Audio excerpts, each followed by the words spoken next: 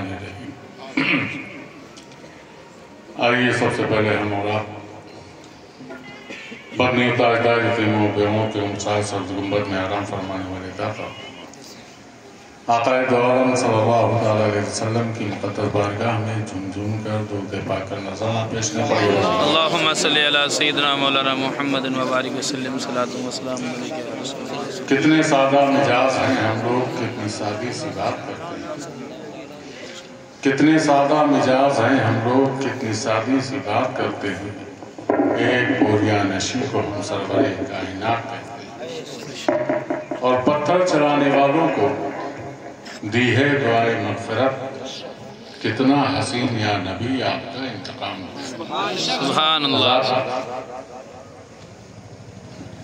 आज के जश्न मिलादुन नबी बसिलसिले जश्न दस्तारबंदी मुनक्किद है, जिसमें आप और हम सब शरीक हैं।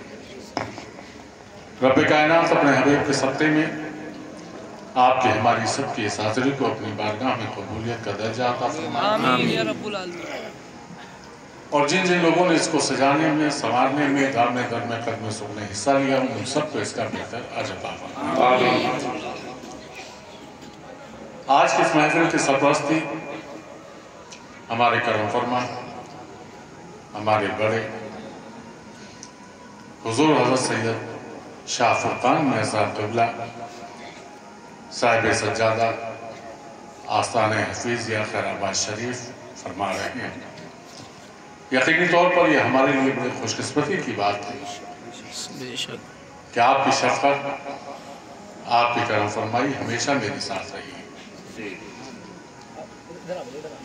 चाहे यहाँ की ज़मीन हो, चाहे खैराबाद शरीफ की सरज़मीन हो, जहाँ भी मुलाकात होती है उसी शफ़क़तों के साथ और उन्हीं दुआओं से हमको नवाजते हैं। आज मदरसा मोइनुल इस्लाम का ये जश्न दस्तारबंदी का प्रोग्राम आपके सरपरस्ती में मुनक्किद है। इस अदारे के एक अदना से खादिम होने की हैसियत से मैं आपका इस्तक़बाल करता हूँ, खैर मक़दम करता हूँ। ये मदरसा मोइनुल इस्लाम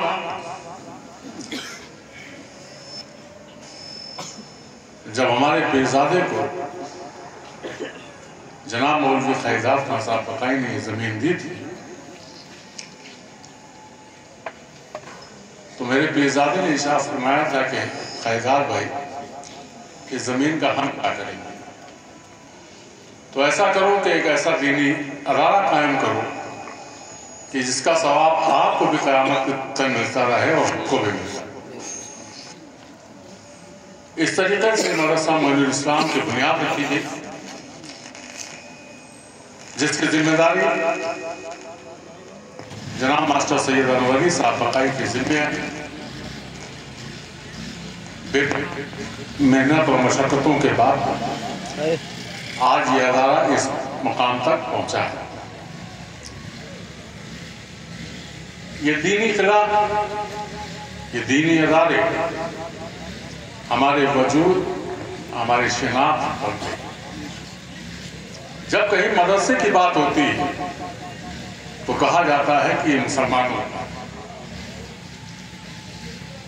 तो इससे हमारी शिनाख्त और पहचान और वजूद इसलिए है कि जिस मुक़द्दस कुरान पर हम ईमान रखते हैं उसी से हमारा वजूद है। अगर हमने अपने वजूद को हटाया, अगर हमने कुरान से दूरी की तो हमारा वजूद खत्म हो गया, और अगर हमने मदरसों से दूरी की तो हमारी शिनाख्त खत्म हो गई। आज आप हालात को देख रहे हैं कि इस तरीके से हालात बने हुए कि ना हमारे वजूद को बरकरार रखने की कोशिश की जा रही है, ना हमारी शिनाख्त को बरकरार रखने। तो हमको चाहिए कि हम अपने वजूद को भी बरकरार रखें और कुरान से वाबस्तगी रखें और अपनी शिनाख्त को भी मौजूद रखें, मदरसों से वाबस्तगी रखें। अभी हज़रत अल्लामा मौलाना नबी साहब आज़मी प्रिंसिपल दारुल यतीमखाना सफिया कस्बा करनेगंज जिला गोंडा आपसे मुखातिब थे। मैं आपको उनका एक तारुफ बता दूं। ہماری جماعت کے بہت بڑے اکابر علماء حضرت علامہ مولانا مصطفیٰ صاحب عبد المصطفیٰ صاحب اللہ اعظمی رحمۃ اللہ علیہ، جن کی کتابیں پڑھ کر کے لوگ تقریریں سیکھتے ہیں، آج بھی ان کی کتابیں فارن تک میں پڑھی جاتی ہیں۔ سیرت مصطفیٰ وغیرہ ان کی اتنی کتابیں ہیں کہ علماء ان کتابوں کو پڑھ کر کے تقریر کرنے کا سلیقہ سیکھتے ہیں، ان کے یہ پوتے ہیں۔ میں نے جب ان کے دارالعلوم خان صفحے میں تقریر کی تھی تو میں نے ان کو دیکھ کر کے نہیں کی تھی بلکہ ان کے دادا کو دیکھ کر کے، کیونکہ مجھے یہ اندازہ تھا کہ دادا کا کچھ نہ کچھ انش پوتے میں ہوگا اور اس میں یہ کھڑے ثابت ہیں۔ اس کی مثال آپ خود بھی ہیں۔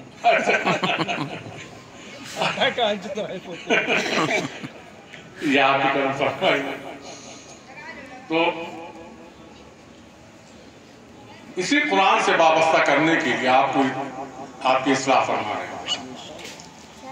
مدرسہ معین الاسلام جب میرے والد نے قائم کیا تھا تب بھی میری ملکیت نہیں تھی اور آج بھی میری ملکیت نہیں تھی۔ اور یہی نہیں، چاہے کرنے گنج کا ادارہ ہو، چاہے معین الاسلام ہو، یا جہاں جہاں بھی مدرسے ہیں اس خادم کے ذمہ، یا آستانے کی زمین ہو، اس پہ کوئی ہمارا حق نہیں، یہ سب آپ کی ملکیت۔ اور جو لوگ اگر اس کو اپنی ملکیت سمجھتے ہیں وہ اپنے بھول میں، کیونکہ جب قرآن نہ پڑھنے والے کی ملکیت ہے، نہ پڑھانے والے کی ملکیت ہے، نہ پڑھنے والے کی ملکیت، قرآن اس کی خود کی اپنی ملکیت ہے جس پر وہ ایمان رکھتا ہے۔ تو قرآن کسی کی ملکیت نہیں ہو سکتی، وہ جس نے حاصل کیا، آج دو بچے حاصل کر رہے ہیں، یہ ان کی ملکیت میں گیا ہے۔ اللہ رب العزت نے ان کو یہ تحفہ بخشا ہے کہ یہ تمہاری ملکیت میں جا رہا ہے، یہ تمہارے سینے میں محفوظ ہو رہا ہے۔ خوش قسمت ہیں وہ لوگ جن کے گھر کے بچے حافظ قرآن، اور خوش قسمت ہوں گے وہ لوگ جو ایسے بچوں کو اپنے نکالتے رہیں گے۔ بڑی حکارت کی نگاہ سے لوگ دیکھتے ہیں مدرسے کے بچوں، جو سب سے گھر میں بدماش ہوتا ہے اسی بچے کا داخلہ مدرسے میں کیا جاتا ہے کہ جاؤ بہت جیدہ ہے، بہت عاجز ہے، اس کو مدرسے کہتے ہیں، وہیں جائے وہیں مولوی لوگوں کو جان کھائے جاتے۔ ہم دیکھتے ہیں نا، ہم حضرت ایک دن مدرسے میں بیٹھے تھے، سی سی ٹی وی کیمرے میں دیکھ رہے تھے، وضو خانے میں ایک لڑکا لیے اینٹا اور ٹوٹی توڑا وضو خانے، یہ میرے سامنے میں خود دیکھ رہا ہوں، اور وہ مدرسے کی ٹوٹی توڑا وضو خانے۔ تو جو سب سے زیادہ گھر میں خراب ہوگا اسی بچے کو مدرسے میں بھیجا جائے گا۔ اگر ٹھیک ہوگا تو پھر وہ انگلش میڈیم میں پڑھے گا، اور نہیں حیثیت ہے تو پھر وہ دکان پہ جائے گا، پیسہ کمائے گا۔ یہ ہماری سوچ ہے، اس سوچ کو بدلنا ہوگا۔ آپ کو میں بتاؤں، آج کے زمانے میں حضرت فرقان میاں صاحب اللہ تشریف فرما ہے، یہ بھی دیکھتے ہوں گے اپنی آنکھوں سے، بڑے بڑے شہروں میں کانسیپٹ چل گیا ہے، کانوینٹ کے بچے دین کی تعلیم حاصل کرتے ہیں۔ میں نے بامبے وغیرہ میں دیکھا رمضان شریف میں کہ کانوینٹ میں بچے پڑھنے والے، اور وہ رات میں تراویح کے بعد مسجدوں کو دھوتے ہیں، سحری کا انتظام کرتے ہیں، دینی تعلیم حاصل کرتے ہیں۔ آپ جانتے ہیں جامعہ ازہر مصر کا دنیا کی سب سے بڑی یونیورسٹی ہے، تو وہاں پڑھنے والے بچے جاہل نہیں جاتے ہیں، وہ ہر تعلیم کو حاصل کرنے کے بعد جاتے ہیں، آن لائن کی کلاسز چلتے ہیں۔ لیکن ہماری کیا دقت یہ ہے کہ ہمارے خیال میں اس کا انتظام ہے، جامعہ سے لے کر کے علی گڑھ میں سے اور تمام ایسے ادارے ہیں جو مدرسے میں پڑھنے والے بچوں کے لیے آن لائن کلاسز چلا رہے ہیں، لیکن جب ہم حافظ قرآن ہی بنانے کو تیار نہیں ہے تو ہم کو آن لائن کہاں بھیجیں؟ یہ ہماری کوتاہی ہے، یہ ہماری علم سے دوری ہے۔ اگر ہم کو اس کو اپنی سوچ کو ختم کرنا ہوگا، ہم کو بدلنا ہوگا اپنی سوچ کو۔ हम ये सोचते हैं कि क्या सरकारी नौकरी मिलेगी, सरकारी नौकरी ना मिले, लेकिन अपने बच्चों को इल्म हासिल कराओ। बेशक ये मत सोचो। आपको बता दें, आपको फख्र होगा कि केरल में शेख अबू बकर के मदरसे से इस साल 58 बच्चे जजेस में निकले। 58 बच्चे जज बनकर निकले हैं, मदरसे के बच्चे। पिछले साल रिजल्ट आया था 156 बच्चे, नीट में, आईएएस में, आईपीएस में बच्चे निकले थे 158 बच्चे। लोग चौंक गए थे, सियासत में भूचाल आ गया था हिंदुस्तान में, कितने बच्चे कैसे निकले। तो ये आप फिक्र मत करो, अपने बच्चों को इल्म हासिल करो, उनको इल्म दो और अपने रब की मेहरबानियों पर निगाह रखो।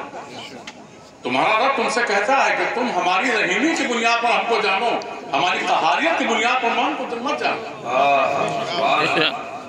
और ये उसकी सारी रहीमी इसलिए है कि हम उसके सबसे चहीते पैगंबर सरकार दो आलम सल्लल्लाहु अलैहि वसल्लम की उम्मती हैं। सुभान अल्लाह, सुभान अल्लाह।